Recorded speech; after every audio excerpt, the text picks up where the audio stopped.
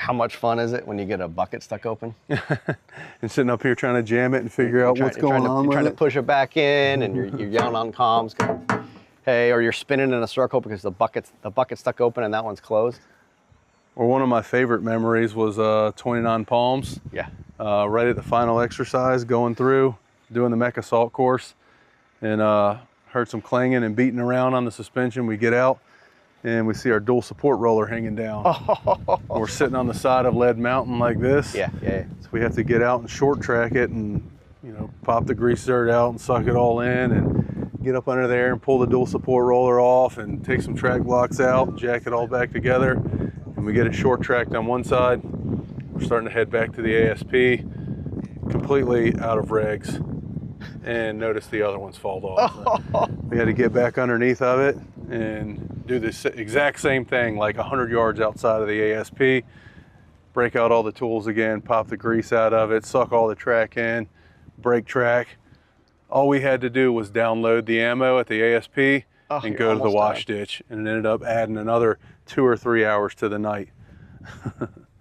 It's funny that Lead Mountain, same situation. We had gotten a track stuck, and we threw track down a ravine. Like throwing track to me, that's like the last thing I want to hear on the net. You know, absolutely. Someone's throwing track, and we didn't end up getting the track back on in that super tight area, but it was, you know, winching that thing out with the R7, and then attempting to get track on for hours and hours. Miserable. As much as I hated all of the maintenance that came along with the vehicle, I think that's probably one of the things that I'm going to miss the most about it. Yeah. I remember, again, down in Lejeune, doing the workup to go on the first UDP, and happened to notice that the front sprocket and the final drive had like separated from the outside of the hull. And who knows how long it had been like that. Track's going to roll if you're pushing the pedal. And we had to brake track there on the side of a trail, and it had wobbled out the holes where the bolts go in. So we had to take the final out, sit there and tap all of the holes, just all on the side of the trail. Everything you need is with the vehicle though to do it, and like it can self-recover as long as you have a Marine or a team of Marines that knows how to do it, and you can fix yourself and keep moving. So the thing's a beast. It is a beast. I'm looking over here now going, I can't remember what we call this is the hub, but going, hey, you know, is this operational? It doesn't look milky white. Or on the old straight legs, how you had to have just a little bit of white on the top of it. It was like 3/4 full, but now on the Ram RS, you shouldn't see any white in it. Okay. Well, these look like they're operational. We'll be good to roll. Speaking of which, the other thing. we should probably op check that. Yeah, probably make sure that the final's not separating from the hull. It took a while. Boy, what getting C wire or comm wire. Oh, I can remember nights laying underneath of it with a multi-tool and pulling out comm wire and concertina wire, or the wire that comes out from behind the tow missiles. Oh, yep. Somehow we're always picking that up too. It's like if there's wire in the field, our final drive will find it. Absolutely. This is a pretty clean vehicle.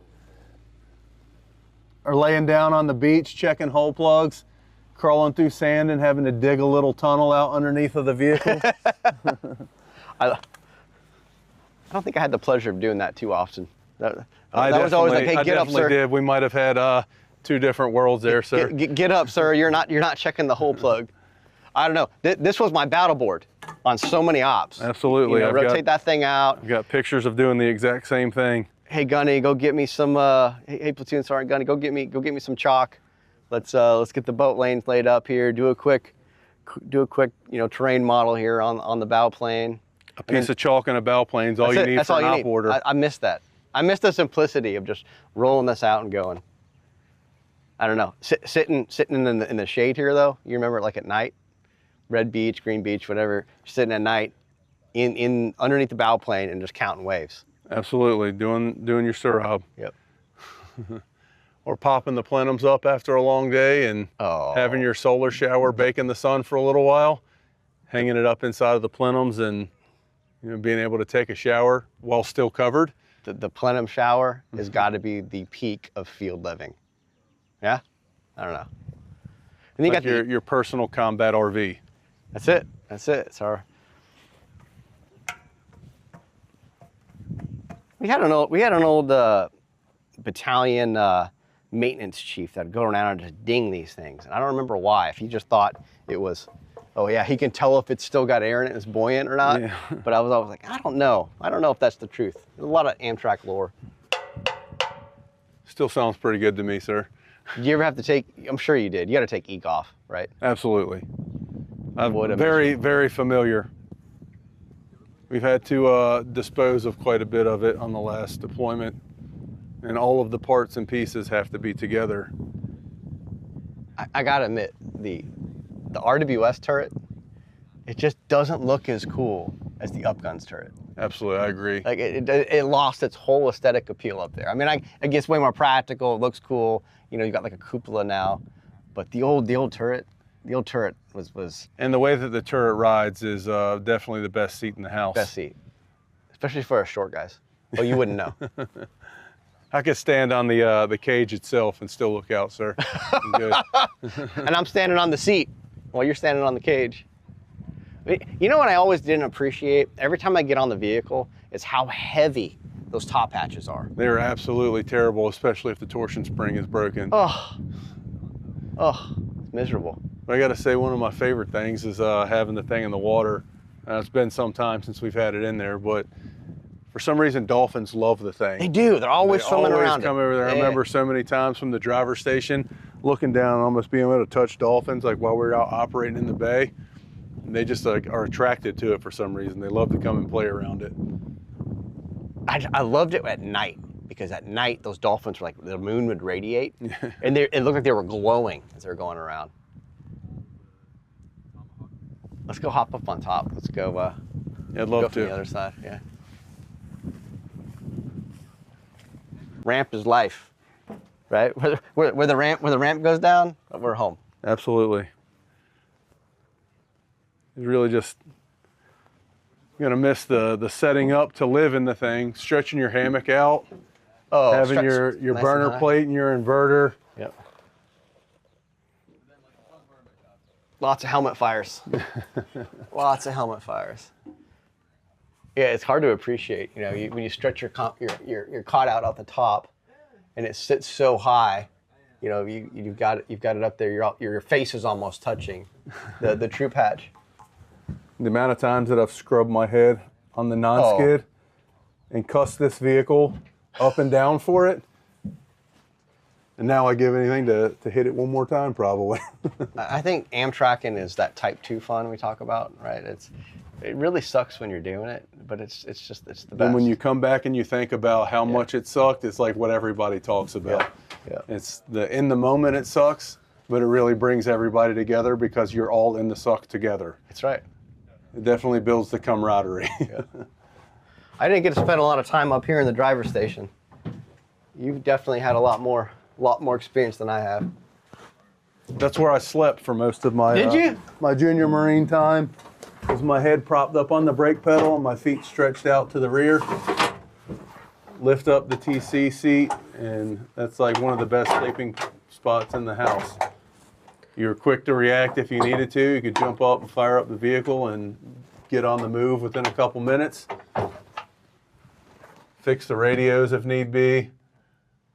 So many times fixing the radios. So many times. That was probably my favorite part, was yelling down to the radio operator from the turret. Hey, turn me to channel 2. Turn me to channel 4. What? That turbo would get so loud. You know, and an intercom even wouldn't work that great, but I still hear the whistle in my ears today. I love it. That's the good thing about it too, is there's a place for everything and everything in its place. Everything is, and that's what I always appreciated about a good platoon sergeant, is they had a place for everything. And like even this was TV, right? This was our TV screen. Yeah, there's some great nights after operating inside the old motorhome. It's a very well designed vehicle. All of your stuff that you need is right here on the vehicle itself. Your bore sight targets is your back engine panel. All your POLs store neatly underneath the bench seats. Your rifles have their spots. If you know how to utilize it properly, it can be home. And when your crew stuck around for a while and it was the same crew, that was the best. Like, yeah, everybody knew what the other one was thinking. Yep. You didn't even have to say anything. Everybody knew exactly what to do and where to go, what their job was and what your job was, and they could, you know, work as a team. Hooking up the inverter to the battery box and having a hot plate, cooking breakfast in the mornings, having your coffee pot going.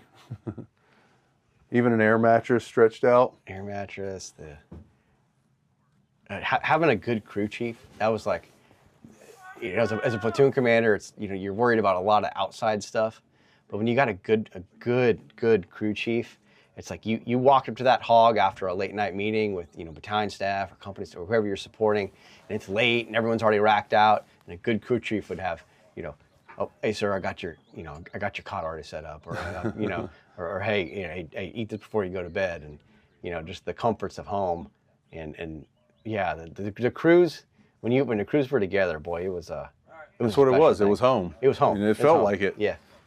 Yep. Let's crawl up on top, man. I haven't been on top of one of these things in a hot. I'm gonna go up the other side.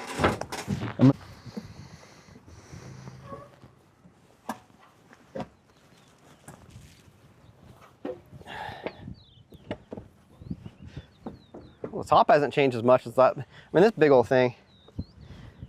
Definitely seems more cumbersome to pull the rear plenum. Maybe not though. Yeah, I don't know. No, actually, I think it's probably easier to pull the rear plenum. I wonder how it is to reload. I wonder if you have to get on top. Yeah, get on top. Probably more exposed than you were before.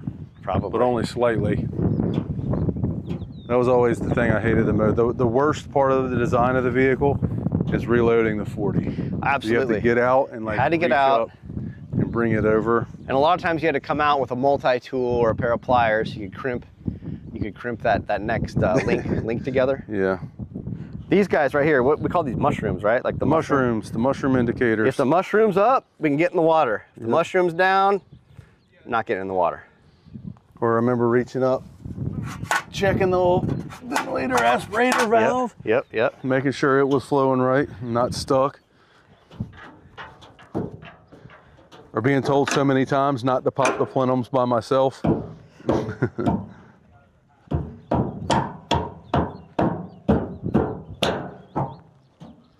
go the wrong way.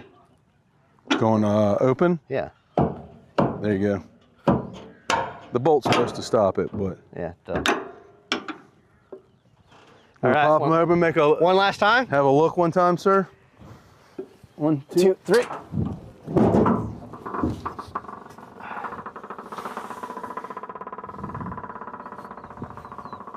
It's got a catch on. No, I think it's just falling down slowly. Oh, okay. We got the bolt should be over there. Should be underneath. I got it. Go ahead and push it up. Back. Got it. There it is. Covered in POLs and walking around the pack just trying to PM or fix a problem, wash it off. I guess he can't really see a whole lot down here though, can he? No. Come on, camera. That's it. That's the meat and potatoes, and it's also the shower. I don't know how. Also the shower. Top, I don't know how you fit in this thing to take a shower. I'll literally hang it up right here or outside.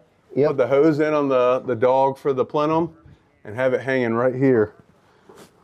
And sit here and wash all day long. And all that water would just end up there in the hole, and when we sucked the POLs out, it was done. All right, that's the plenum.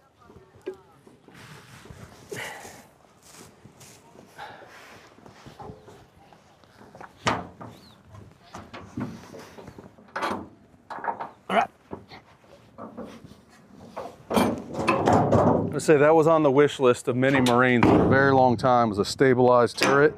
Yep. And now they finally got it right before we sundown the vehicle.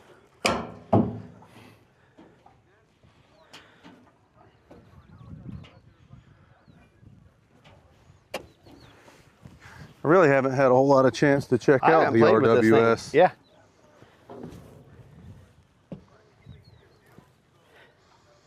What I'd really like to see is if you can free gun from behind it if you needed to.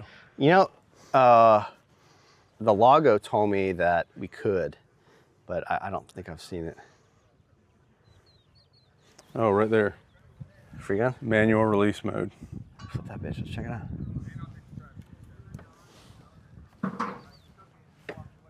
Gunny Marquez. Wrong one. That's Hey, right. Q. How much of a problem is it if we pull this release for the free gun? From what I've been told, if you pull that release, we would need a crane to pick it back up. Okay, we won't do that then. It's like a very, very last resort emergency kind of. All right, we're not gonna do that. Yeah, we won't do that. Although we do have a crane here We do? with this one's big brother, the R. You know what's always sketchy is when you're in not in the boat basin, but like in a difficult sea state, and you're throwing ropes back here. You're trying to hold on and get 3 points of contact. That was always my favorite. Oh, it's sketchy. I remember out on the beach in Pendleton, we had a vehicle go down in the surf zone, and we had to go recover it. And we had a very good crew at the time. Yeah. So we were the designated recovery vehicle on the beach. And slung the ropes, the crew caught it, got everything hooked up very quickly, very efficiently, and we start pulling them outside of the surf zone to flip around. Ugh. No chance of getting this thing back up. Oh. Start towing them back through, and one of the ropes pops right at the end of the surf zone, so it comes off. We had one rope left and ended up getting them back onto the beach. We had a very good crew at that point in time. That was a good day. Yeah. Otherwise, somebody's probably going swimming. I don't think I've ever had to use this. I don't think many people have, right? I don't think we had to use it. Yeah, We've used it while in training. That's a bad day if you got to use that. It absolutely is a bad day. That's a bad, bad day. She hadn't changed a whole lot on top, though. Some new antennas and some new features to play with, but Yeah. I could see this being a little cumbersome. Yep. Well, especially if you're throwing ropes. Yeah, trying to feed that through quickly Yep. is probably going to be a problem. No, yep.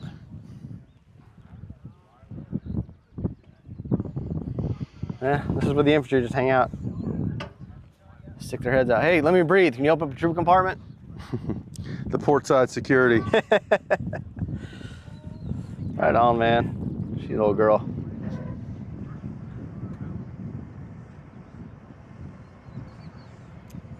One last time. One more time. One more time, Top.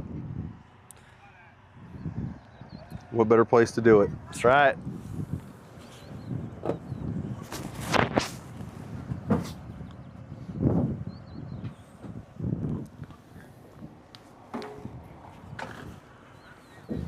Anything else you want to get?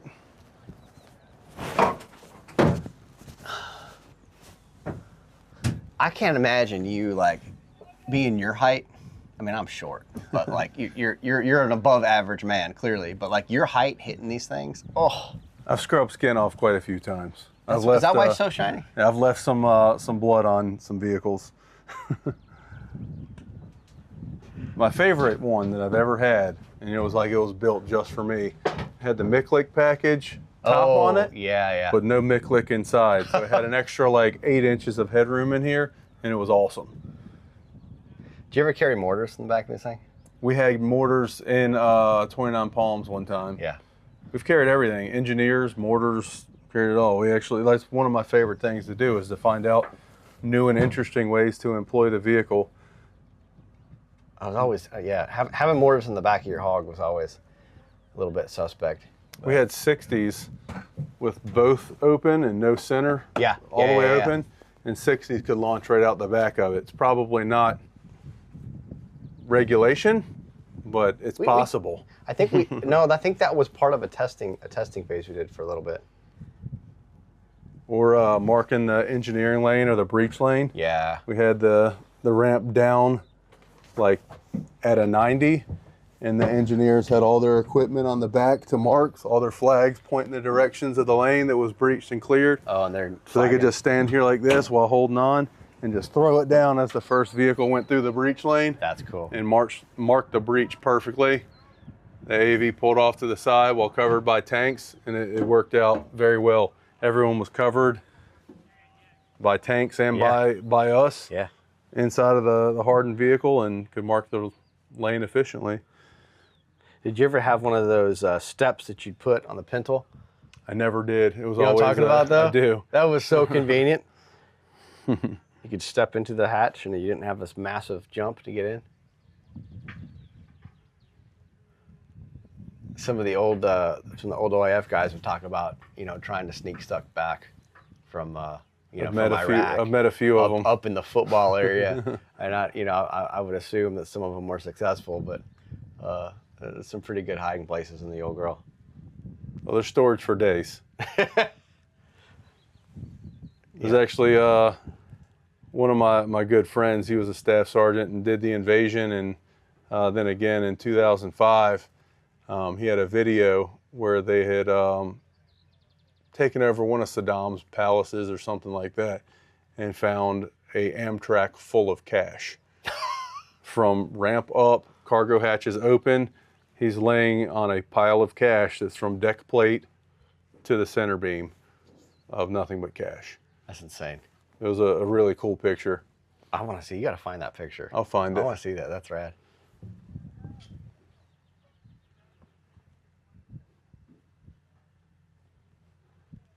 Well, and at the end of this exercise, we'll do what we always do, which is take off the deck plates, and all the nastiness gets sprayed out. Yeah, that's Nothing better than cleaning the bilge. My goodness. But that's part of being an Amtracker. It Being is. filthy, covered in POLs and sand, going to sleep greasy at night, and